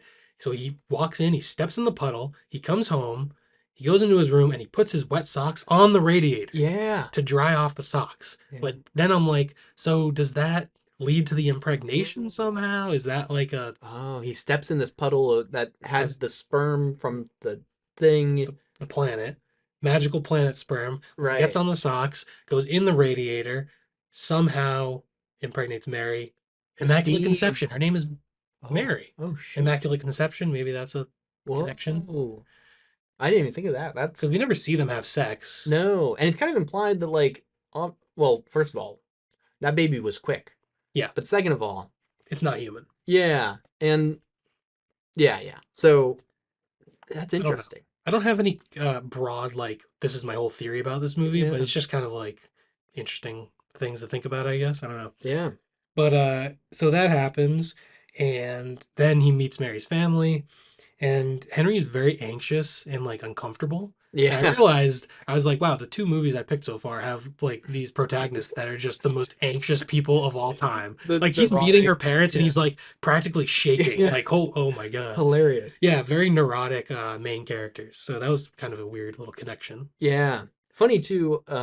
So I wear a pocket protector to work. Um, Oh yeah. and looking at someone wearing a pocket protector, I was thinking to myself, this guy looks like a loser. And then I thought to myself, what? And I'm like taking notes with these pens that I pulled out of my pocket protector that I had from work. Yeah. And I'm like, oh, Yep. awkward. Yeah, there you go. He's just like you for real. Uh, I also awkwardly sit and shake in my parents in my in Kim's parents' place. yeah. So the Mary's dad starts talking to him. Apparently he's in plumbing. He's done all the plumbing That's in this right. city, he says. Yeah, he doesn't. He has that cool scene where he's like, oh, I wrote down something about it. Um, Well, uh, the dad goes, "Look at my knees." I yes. don't remember the context of that, but I thought that was hilarious that That he just screams, "Look at my knees." you know what it is that I wrote down is the noise when he's going off about people thinking that pipes like grow in houses and Yeah. stuff, and the industrial noise just gets louder and louder and louder Mm. until the mom shuts him up, and then the noise quickly quiets Oh, down, there you go. See, I which is never like an even noticed that. interesting like just yeah just an interesting little piece. I don't really understand just to build up, I guess, but it's interesting that like the noise isn't like the score, right? It's not like you're building up an anticipating thing from the score. You're building it up from the industrial noise that's around. Like, is that actually maybe that's like in Henry's head? Everything's getting louder and like he's like more nervous and anxious and stuff. Yeah. I don't know. Yeah, that makes sense. I think it's definitely probably ramping up, for the emotion of just of Yeah. the audience. I think a lot this movie is very much just sort of you're supposed to feel it and experience it, and Yeah. maybe it doesn't actually make any sense, but Right. it's an experience. Right. Um, and yeah, at the dinner there is the mini chickens. The chickens. The chicken, yeah, Yes. which That he that start, twitch. they twitch. They have weird little Their legs just their legs twitch and they start oozing like yeah. liquid when he starts to cut it. Yeah. I don't know. They're like these tiny little chickens. I don't know what's up with that. I have a note here. It says strange, comma, no one acting normal. That I did the same. I did the dinner scene. Dot dot dot. The chicken question mark, and then Bill's weird smile. I think is the Bill's dad, the dad, yeah. and then the mother's reaction because when he cuts into the chicken, the mom like I don't even. She, It's like she's having a seizure, yeah, and then she just runs into the kitchen, and then yeah, Mary is like, "I'll be right back," or like, "This is too much," or something, and yeah, follows her. What? yeah. It's very strange. Everyone's weird in this Yeah, movie. at one point the mom like I forget when it is. I think it's Mary's mom tells Henry about the baby, and then does like the mom or Mary, one of them starts like just screaming, or Yeah, at one point I don't yeah, know. yeah, It's very weird. yeah. And then of But course the yeah, mom like kind of attacks Henry, kind of attacks, not really attacks, but like corners him in the literal corner, and yeah, is like all over him and licking him, yeah. She does asking like if they had sex. Not yeah, her and him, if he and Mary had sex because Mary had a baby. So yeah, she's like licking the side of his neck or something. yeah. Very weird. This, yeah, And then I would not be very happy one thing if. about that shot that I liked is Henry and Mary's mom are like on the left side, and Uh-huh. then there's a pipe that Ooh, separates Mary, and she's like framed like separately from the other people. I don't know that it that's has cool. any relevance, but I just thought it was interesting the way it was framed. Yeah, But that's interesting. Um, so yeah, I mean that happens, and uh, another note I said is it seems like things happen to Henry. He yeah, doesn't have any control over what's going on in his life. He's sort of just a bystander, and he's just sort of nervously like, what's happening? I don't know. yeah, So yeah, it's kind of I think this movie is kind of potentially just about like anxiety and that having that feeling. Like it's very much evoking those feelings and stuff. yeah. And I think like that's part of why there's that industrial noise all the time, right? Like Yeah. that noise is not necessarily a pleasant noise to be listening to, but excuse me, but it kind of like yeah, it builds in that feeling of unease and anxiety and discomfort, right? Yeah. Also, just a cool shot after the dinner thing. It like the camera kind of like pushes forward into the black curtains, but it does it in like this kind of like in a full movement. Like it kind of comes down and like while it's coming down, it pushes forward into the dark curtain, and that's how it cuts away. And I thought that was like like I wrote down that was a really cool shot. Yeah. Yeah. It was really cool. And David Lots of Lynch great loves shots. curtains. Yeah, is A that lot of true? curtains throughout his movies. Blue Yeah. Velvet, Twin Peaks, Lost Highway. There's curtains and stuff. He just loves curtains. Curtain guy. Yeah. So yeah, there's a at one point he finds like a little wormy thing, Yeah, and and he he like puts put it and then never.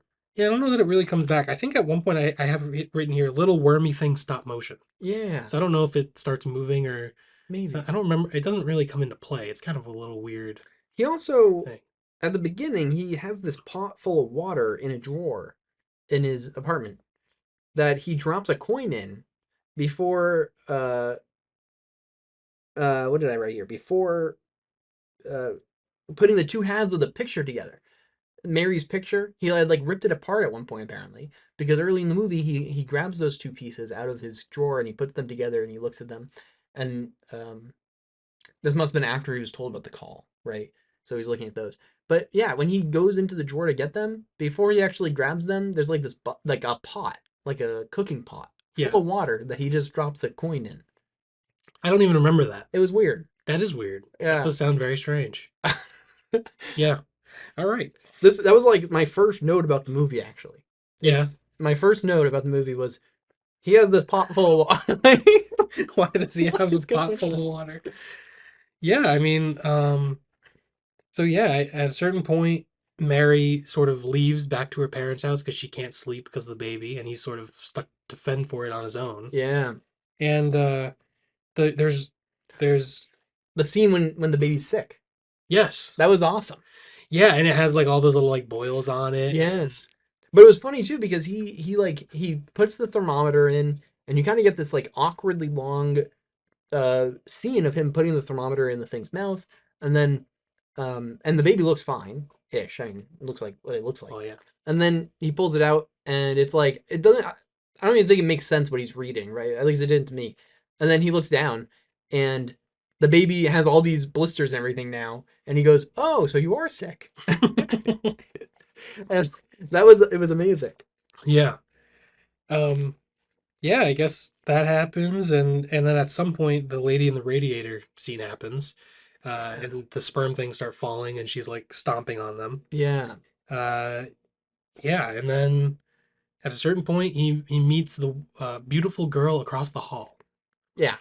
The beautiful girl. Yeah, she's pretty beautiful, but the scene where she like seduces him is very Yeah. like Very weird. it's kind of scary, but kind of like sexy, I guess. But I'm like, I think Lynch is like a dang ass freak.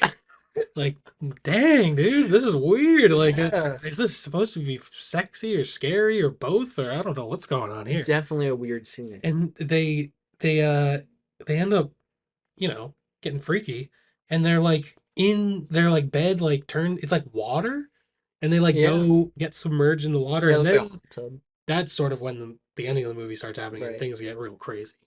Yeah. But anyway, I feel like I'm just trying to explain the movie at this point. I don't know, but I mean, you're just going through. Yeah. There's a. well, that's when. Well, let me just go through. Yeah. Let's Yeah. just Keep finish going. with the little Keep going. summary, and then we can go with the notes. But then they go into like the watery stuff, and then he goes sort of into the radiator, and the lady in the radiator sings, "In heaven, everything is fine." This is the first time she does it, I think. And then he touches her. He sees the man on the planet, and then his head just pops off. Yeah, that's And his right. head pops off, and then the baby's head grows out of his I body, love that. and then you just see like a paper mache sort of like head on the ground. Yeah. And meanwhile, while the baby's head is like popping out of his body, his hands are still doing the anxious like grabbing of the pole in front of him. Yeah, yeah, That was interesting. yeah. And then the head like teleports and just falls out of the sky. Yeah. And And at first I was like, oh, he's gonna wake up or something. yeah, But no, he doesn't wake up. He a kid just like picks up the head and he's like, all right, I'll bring this to an eraser factory, obviously. yeah, naturally. And he Eraser. like walks in, and then I have written here, I guess I found this funny. Someone goes, "Okay, Paul." Yeah, I found that funny that's apparently. right. Uh, Because Paul is ringing the bell like 100 times or yeah, something. and then his boss comes out. He's like, "Okay, Paul, Yeah. I'm here." So then they like go in and they sort of They make take erasers. they make erasers out of his head. And you get that and it shows you that scene of his head and the eraser dust behind. Or no, you just see the eraser dust, but this is of course seen earlier or later, I forget, but where there's his head and then there's that same shot of the eraser dust kind of flying around. Yes, so that's like an iconic shot Yeah. from the movie. Uh, It might even be like the cover, yeah, maybe. I think Of it is. I the think it yeah. is. Um, so yeah, they turn his head into erasers, which I don't know if there's like an interpretation of that or I'm Don't ask me. like looking at you like, do you got anything here? And you're like, I have no Yeah, fucking let me clue look at what's my happening. notes. That's right. What the hell? Yeah. I think that's a yeah. So yeah, and then he gets like he's the eraser dust is behind him, and then he just like wakes up. So like Yeah. I guess it's all a dream. Maybe he's feeling guilty for cheating on his wife, or I don't know. I feel like the baby's head like his head popping off and the baby's head coming in is sort of like him feeling like he's losing his identity because of the baby. Like he has to take care. Like this thing is taking over his The life, baby. maybe. Yeah, right. But No, that's a good interpretation. but I don't know what is up with the erasers. Um, But well, naturally, if your baby takes over your life, your head gets turned into erasers. oh yeah, duh. That's not even so real anymore. Yeah, that just makes perfect sense. Like A to B, why wouldn't that happen? Yeah. Yeah. So yeah, he I guess he like goes, oh yeah, he sees the girl across the hall Right. with like this old man, this creepy old man. He's that like Yeah, that like triggers him. yeah, I think he maybe sort of Realizes. has a naive understanding of things, and he's like falling in love with her, and Yeah. then he realizes like, oh, she's just sleeping with any guy around, sort of a thing. So he kind of is devastated by this, and then he like kind of kills the baby right after that. Yeah, he takes the scissors, he cuts open the thing, Yeah, and it wasn't clear to me at first when he was cutting it open. I thought like maybe he's just like gonna check. I don't know.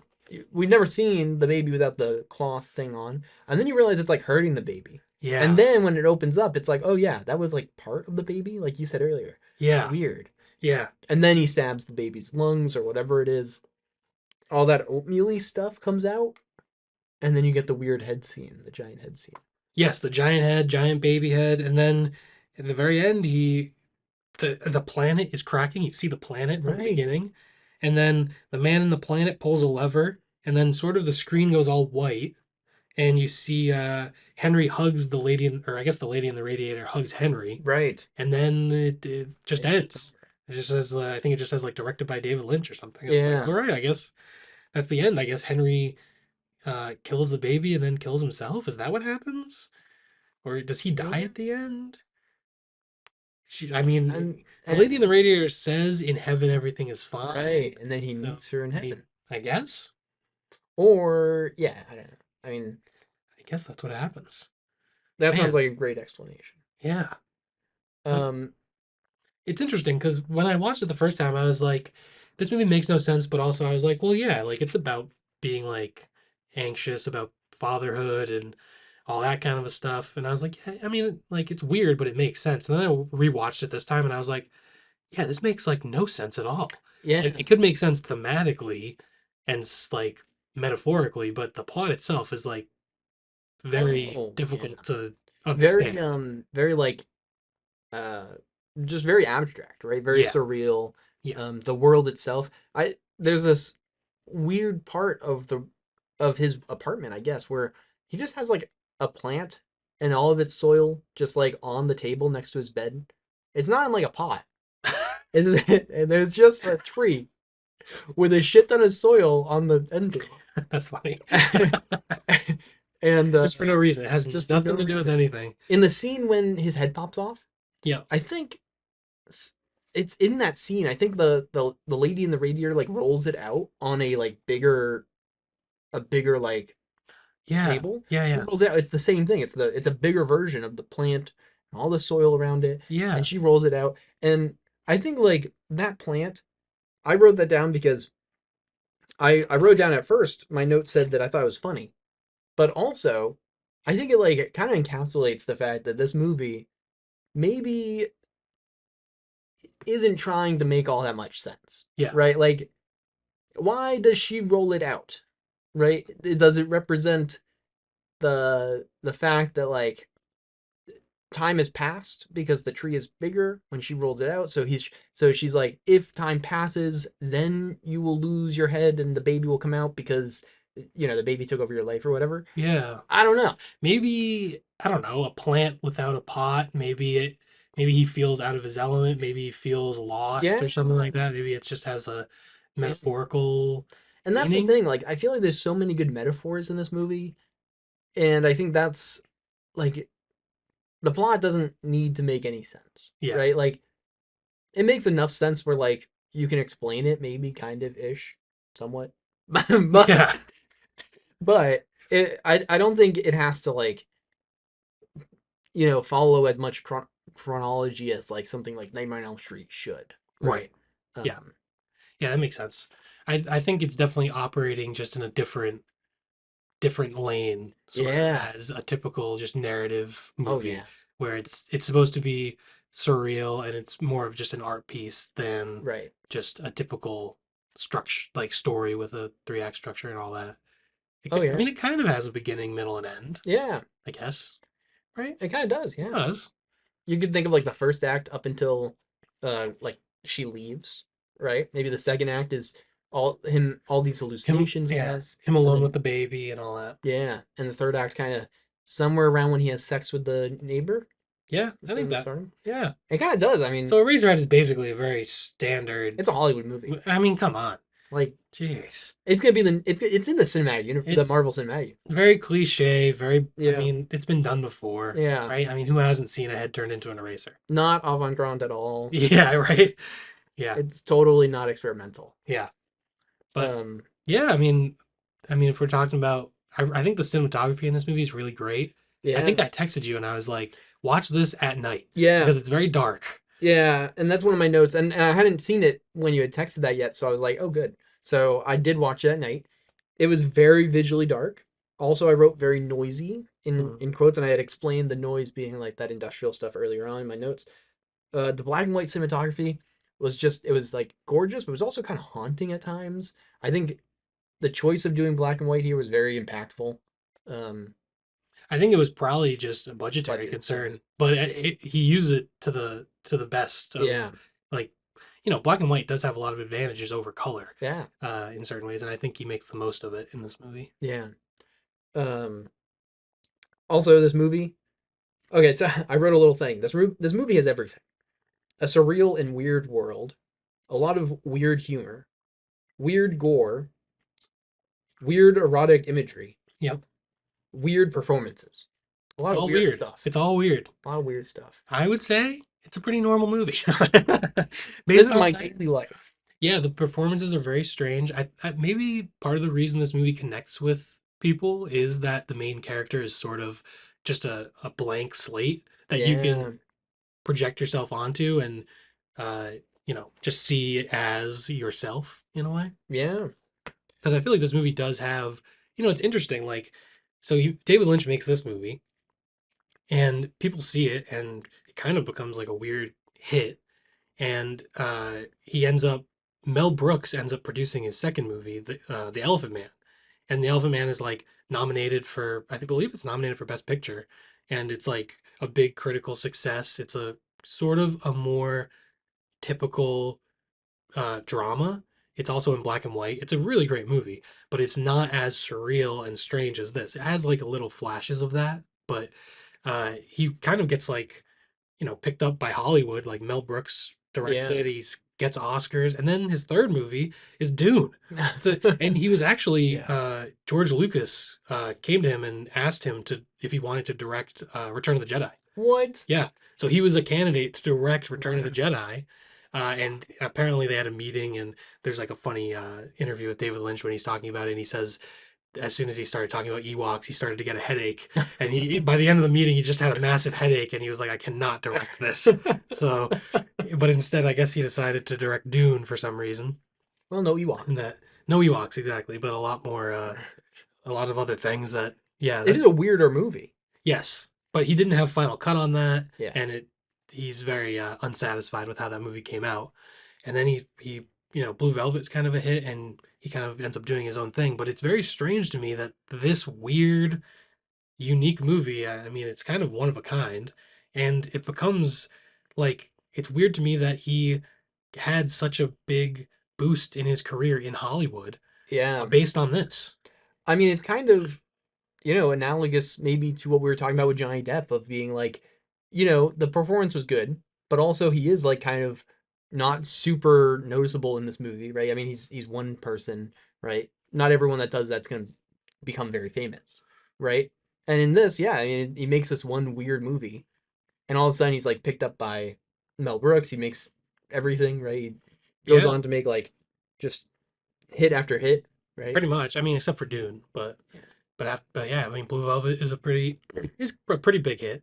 I mean, some people hated it. Roger Ebert infamously like hated that movie, but yeah, Twin Peaks ends up Yes. becoming like a huge hit on TV somehow, and yeah, it's kind of interesting that he's probably the most popular like weirdo surreal director Yeah. I think in like just being well known. Yeah. But I guess also maybe at that time, like if your movie gets seen by the right people and Right. you know people like it, then they can sort of that's just the way it worked, I guess. I don't know. Yeah. Kind of like Johnny Depp just having that in with that casting director, Right. right? Yeah. Or agent, right? Yeah. Nick Yeah. Cage's agent. Um, Two cool things that are also kind of connecting our two films here. Great practical effects Yep. and dream weird sequences. This is like a hidden dream episode, Yeah. Yeah. apparently. Yeah. Yeah. Definitely Yeah. could, this could have been movies about dreams. This Yeah. could have been qualified. Yeah.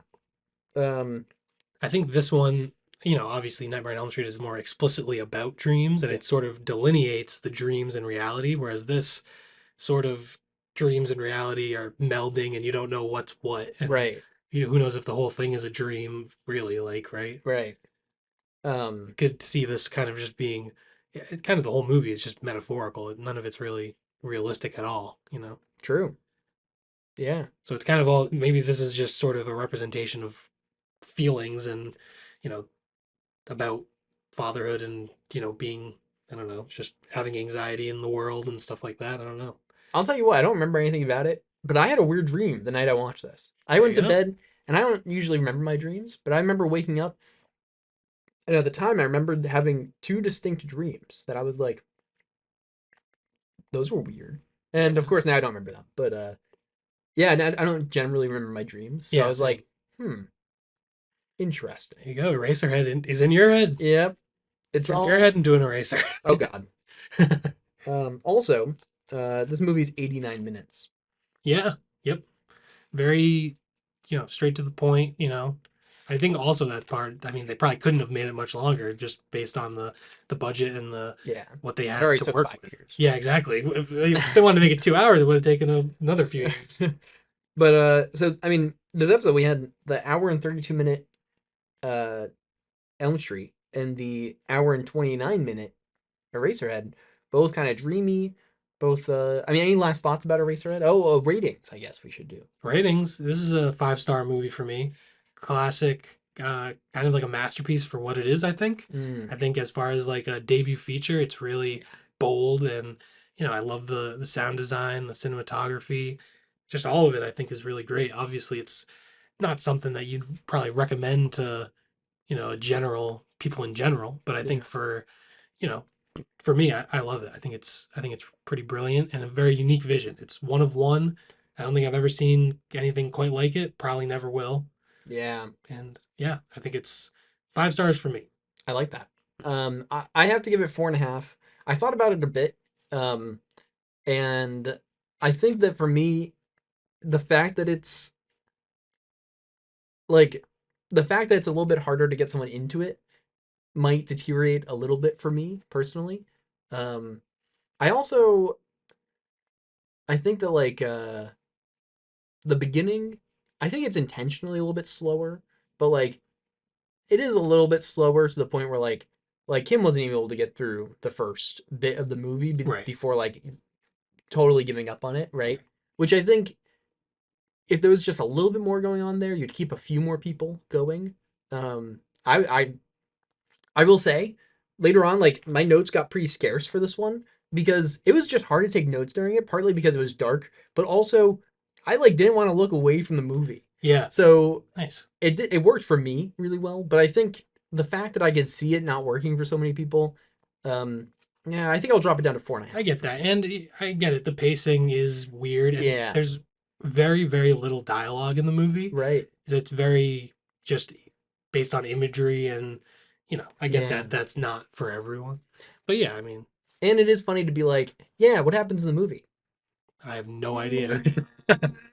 A guy kills his baby and then maybe he kills himself, I guess. It's kind of funny and I don't know. Yeah, exactly. Yeah. Yeah, everything's pretty funny in the movie. Yeah, I think it's kind of surprisingly a dark comedy in certain scenes. Oh yeah. Obviously, the ending is, it is also just kind of a dark, it's not just a straight up comedy, but it's pretty funny throughout. And a lot Oh of yeah. David Lynch's movies have that strange sense of humor to them. Yeah. So I think yeah, I'll lock it in at 4.5 for me. Which makes this, I think, the highest.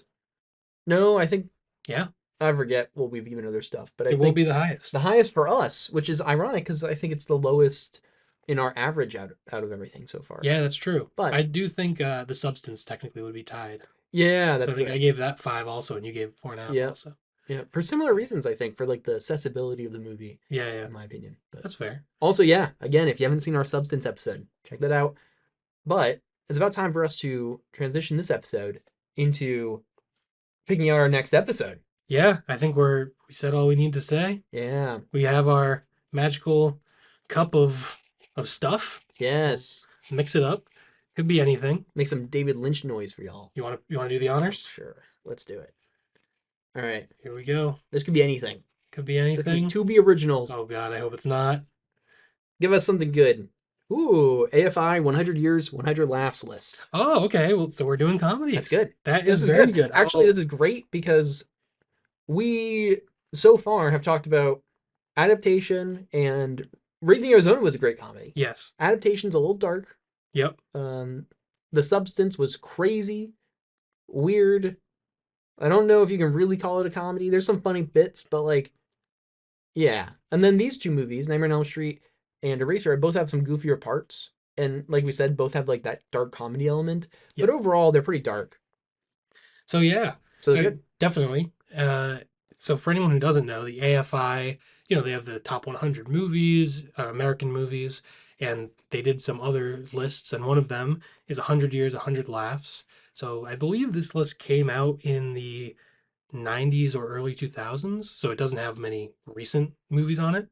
Um, but yeah, it's just supposed to be the greatest American comedies of all time. And one of my absolute favorite movies is on this list, so I think I Oh, have to pick it. you already picked out. I mean, I pulled up the list here, and I mean, there are a lot of great movies on here. There are also some that I'm not that much of a fan of. I mean, humor is so subjective Yeah, that it's hard. sometimes people just absolutely love a movie, and someone else just might not find it funny. So I think I it's found just mine. you found yours. Well, This will go well with what we were talking about earlier oh boy, for me. what is it? So I mentioned earlier that I'll have to maybe pick a Tim Burton movie to rewatch a Tim Burton one.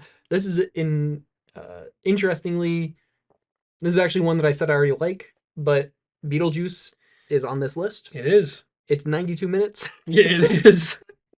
That's And we can prepare for if either of us end up wanting to watch Beetlejuice, to prepare to watch Beetlejuice. I probably don't shouldn't say it. say, Whoa, it, Jesus, but man. the third one, Spooky. whenever they make the name for that. Yeah, they better not call it Beetlejuice 3 Whoa, or yeah. whatever. But yeah, it's funny. I actually watched Beetlejuice for the first time maybe only a month ago, and Oh I shit. I thought it was great. So I'm Excellent. I'm definitely down to do an episode about it. It's yeah, it's a great movie, and Rad. we're down for some Tim Burton. I'm in. Tim Burton. Hell yeah. Get me into watching a few Tim And Burton. that also has a horror It's sort still of Halloween time. exactly. It's It's still a bit October, baby. Halloweeny. Well, I mean, I think I have to pick this. It's probably my favorite comedy. One of my favorite movies of all time. What's Up, Doc? Ooh, 1972, directed by Peter Bogdanovich. Barbara Streisand and Ryan O'Neal are in it. Have you ever seen this? I Do you know? haven't. Do you know what it I is? do know it, You've yeah, heard of it? but I haven't seen it. Yeah, it's really sort of a throwback to screwball comedies, but I think it sort of perfects that subgenre. It's there's a lot going on as far as plot, and I think it keeps there's kind of a joke a minute, and I love it, and I think it would be good for the podcast. Might as well pick one of my favorites, right? Absolutely. Might as well. Excellent. I see it's 94 minutes. Exactly. We're sticking with. I will say, in our cup, we have a 3+ hour movie option. I will kill myself. That will be Ryan's I'm most. quitting the podcast. Yeah, that'll be when the podcast ends. Yep. No, but yeah, I Yeah. guess we're good. Excellent. So we have to come up with our name. What's up, Doc, and Beetlejuice. So That has this. almost. Hey, that's almost it. What's up, Beetlejuice? What's up, Beetlejuice? What's That's up, easy. Beetlejuice? That sounds so much better than Adapt Arizona or No, Nightmare on Elm Street Racer. Eraserhead. I kind of like the ones where it makes no sense and it's horrible, but Well, we could do. what? No, I think there's no other way to do this one. It's already there. What's up, Beetlejuice? Beetle Doc.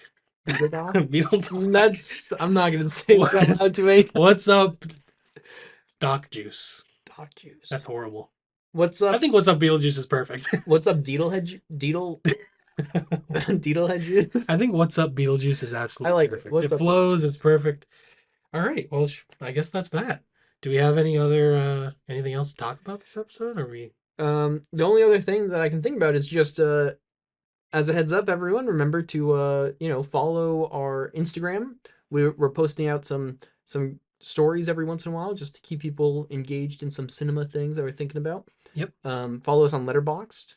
Yep. Mind Your Movies on Letterboxd. Mind Your Movies podcast on Instagram. Great. As you heard, if you're listening to our podcast, our YouTube is still a work in progress. We're trying to figure things out there.